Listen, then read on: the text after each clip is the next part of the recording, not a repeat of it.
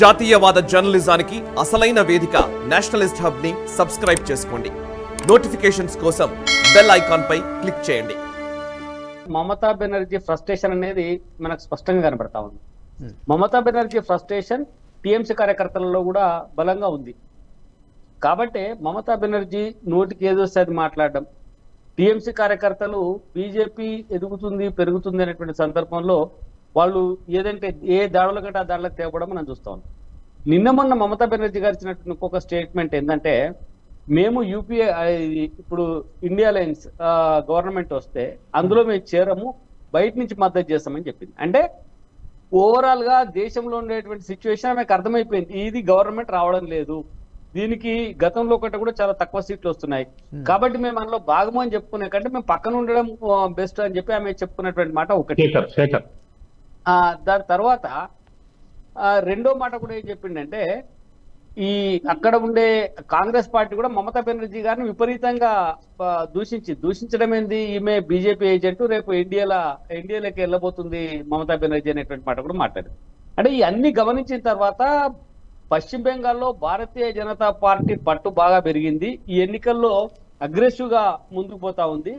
సందేశ్ ఖాళీ లాంటి సంఘటనల్ని దేశవ్యాప్తం చేసింది భారతీయ జనతా పార్టీ. అది ఒక రాష్ట్రంలో ఒక ప్రాంతంలో జరిగిన ఇష్యూ అయినప్పటికీ సందేశ్ ఖాళీ అనేటువంటి ఆ ఇష్యూని దేశవ్యాప్తం చేయడం ద్వారా, దేశమంతా కూడా దాని మీద ఒక చర్చ పెట్టడం ద్వారా ఇదంతా మమతా బెనర్జీ కొద్దిగా దాని ఏమంటారు మన కాల్లో ముళ్ళులాగా తయారైనటువంటి పరిస్థితి. ఎక్కడ పోయినా ఒక ఇబ్బందికర పరిణామం జరుగుతూ ఉంది. కాబట్టి ఆమె ఫ్రస్ట్రేషన్ కోసం, ఈ ఫ్రస్ట్రేషన్ లో భాగమే ఈ దేవాలయాల మీద దాడులు కానీ, లేకపోతే ఎవరైనా మాట్లాడితే వ్యతిరేకంగా మాట్లాడితే మీరు బీజేపీకి సపోర్ట్ చేస్తున్నారని కానీ, అంటే ఆమెకు అనుకూలంగా మాట్లాడితే తప్ప, ఇప్పుడు కాంగ్రెస్ వాళ్ళను మీరు బీజేపీ ఏజెంట్లు ఉంది, ఆమె సిపిఎం వాళ్ళను బీజేపీ ఏజెంట్లు అంటుంది, దేవాలయాలను బీజేపీ ఏజెంట్లు అంటుంది, మఠాలను బీజేపీ ఏజెంట్లు అంటుంది. అంటే ఒక టీఎంసీ వాళ్ళు తప్ప మిగతా వాళ్ళందరూ అక్కడ బీజేపీ లాగానే ఆమె కనబడతా ఉన్నారు. అదొకటి. మరి మిగతా వారికి ఏం కనబడుతుంది, కాంగ్రెస్ వాళ్ళు ఏమంటున్నారు, మమతా బెనర్జీ బీజేపీ ఏజెంట్ అంటున్నారు, సిపిఎం వాళ్ళు ఏమంటున్నారు, మమతా బెనర్జీ బీజేపీ ఏజెంట్. అంటే మమతా బెనర్జీ తప్ప రాష్ట్రంలో మిగతా అంతా కూడా బీజేపీ అనేటువంటి ఒక వాతావరణం వచ్చింది. అక్కడ రేపు రాబోయేటువంటి ఎన్నికల్లో బీజేపీ అంటే గ్రోత్ చాలా విపరీతంగా తీసుకోవచ్చు. ఆ ఫ్రస్ట్రేషన్ నుంచి ఈ దాడులు కొనసాగిన పని ఒకటి. స్పష్టంగా ఏంటంటే, ఎవరైనా ఏమంటారు, వచ్చే గవర్నమెంట్ మాది అని చెప్తారు.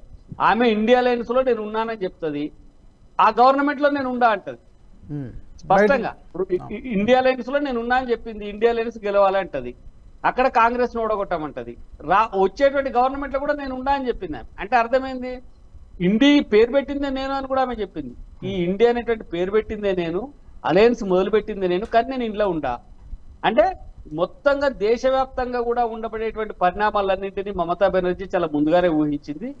గట్టి నిర్ణయంతో నా ముందు ఇండియా అలయన్స్ రాదు అనేది స్పష్టంగా మీకు అర్థమైపోయింది. అయితే పోనీ అక్కడ పశ్చిమ బెంగాల్లో ఏమైనా బీజేపీ కంటే సరి సమానంగా సీట్లు వస్తాయంటే, బీజేపీ కంటే తక్కువ సీట్లు మమతా బెనర్జీ గెలుచుకోబోతా ఉంది. అక్కడ బీజేపీ ఎక్కువ సీట్లు గెలుచుకునేటువంటి అవకాశం స్పష్టంగా కనబడతా ఉంది. కాబట్టి ఆమె వ్యాఖ్యలు ఆ రకంగా మనం అర్థం చేసుకోవచ్చు. పీకే కూడా కొద్ది రోజుల కింద కామెంట్ చేశారు, అదే మాట అన్నారు, ఈసారి డెఫినెట్ గా టీఎంసీ సీట్లు తగ్గొచ్చు, బీజేపీ సీట్లు పెరగొచ్చు అని చెప్పి.